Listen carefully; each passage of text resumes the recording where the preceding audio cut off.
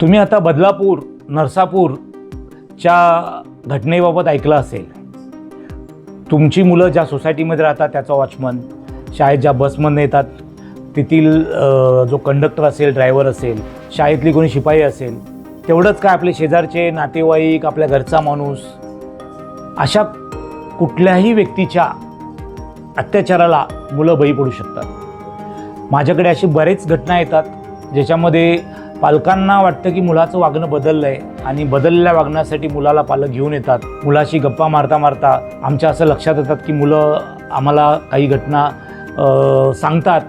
त्या सांगताना आम्हाला हा प्रश्न पडतो, मुलं आईवडिलांना ह्या गोष्टी का सांगत नाही. सगळ्यात महत्त्वाचं म्हणजे भीती.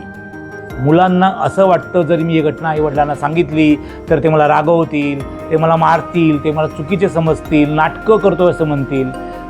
तेव्हा आईबाबांनी ही गोष्ट समजून घेणं गरजेचं आहे. आईबाबांनी नाहीच तर पालकांनी ही गोष्ट समजून घेणं महत्त्वाची आहे. जर या घटना आपल्याला घटनापासून मुलांना वाचवायचं असेल, या घटनांची संख्या कमी करायचं असेल तर मुलांचं प्रबोधन करणं आणि आपलं स्वतःचं प्रबोधन करणं ही काळाची गरज आहे.